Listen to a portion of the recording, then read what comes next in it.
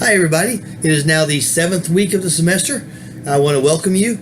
If you've noticed that my bookshelves are empty, I've got boxes piled up all over the place, and I'm dressed in a t-shirt.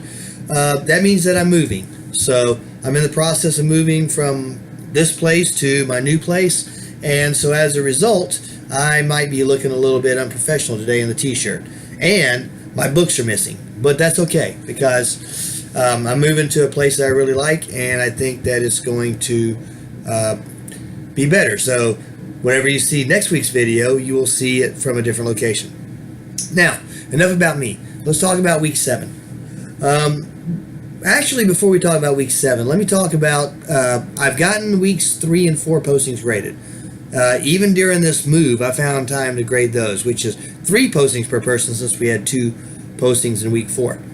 I wish I could have gotten week 5 done. I'm going to try and get them done this week, in addition to week 6, but please bear with me and be patient as I go through this, little change here. All right, week 7. That's all about the Industrial Revolution, and it's also about the Brownings. So, ideally, I would like to have done the Brownings last week because Elizabeth and Robert Browning, or Elizabeth Barrett and Robert Browning, were the power couple of their time. They, all these people that follow the Kardashians now, or they follow Jay-Z and Beyonce, or they follow, it used to be Brad Pitt and Angelina Jolie, maybe Faith Hill and Tim McGraw. All these power couples that are celebrities, this is nothing new. The Brownings had that back in the Victorian era. And to be honest with you, Robert Browning was not quite as famous until he had married Elizabeth Barrett Browning, and they eloped because her father did not approve of the marriage. And then his star rose a little bit, and he ended up becoming more famous than her during their lifetimes. But I've included the 2 of them this week, and for Robert Browning, you've got the dramatic monologue. Now, this week's posting is not about that, but the quiz questions will have Robert Browning postings. But here's the important thing. The Industrial Revolution. The Industrial Revolution is one of the most significant times in world history. Not just British history, world history. It affected America. It affected Britain. It affected China. It affected everybody. Because without industry, we would not be able to buy these smartphones that we have. You would not be able to watch me on the internet.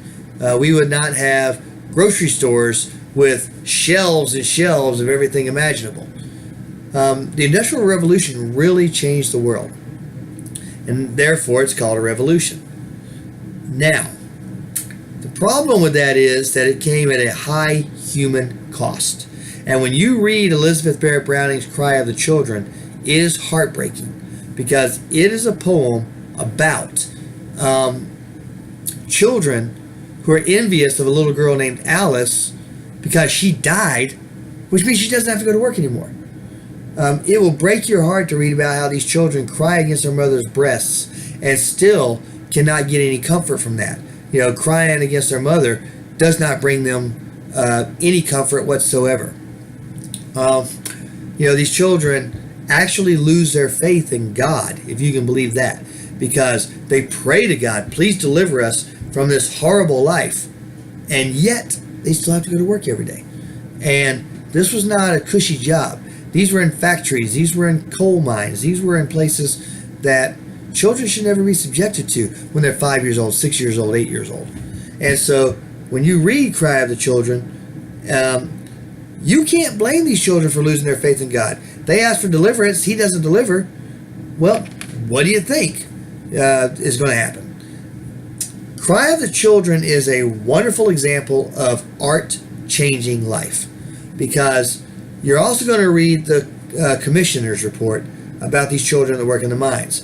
And there's going to be a young lady named Margaret who goes by the name of Peggy, who describes her workday to you.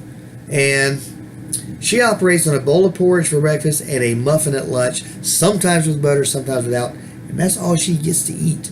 And yet she works 12, 13-hour days of hard labor. There'll be a part at the end where the commissioners say, we had no idea that these children are being subjected to such inhumane conditions.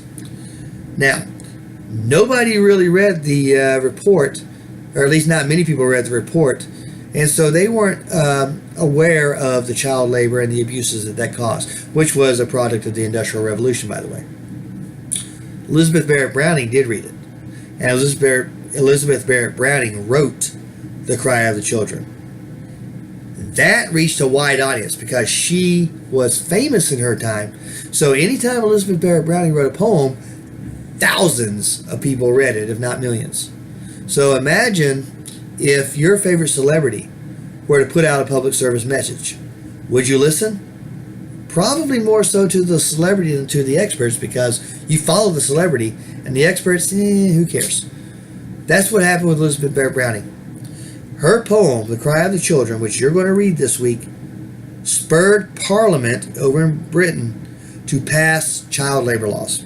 Now, they weren't great laws, but they were still an improvement over the way that industrialism was running rampant over children and ruining their lives because it was going unchecked. And that's one of the lessons you should get out of this week, is that industrialism, capitalism, which is under fire now, capitalism is still the greatest economic system in the world, but it's under fire because of its excesses, because the rich are getting richer while the poor are getting poorer. And you're seeing that today. You saw that a lot in England during the Industrial Revolution. So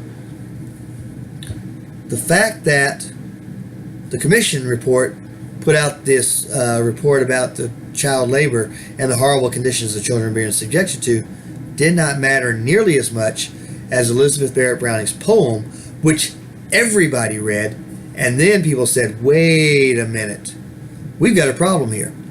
And Parliament finally took action, not because of the report, but because of the poem. So that is art influencing life. So anybody who thinks that a study of the arts is useless, I direct you to The Cry of the Children, and I direct you to look at the changes that it spurred. So that's our lesson for this week. I hope you find it informative, and I look forward to hearing what you have to say about it.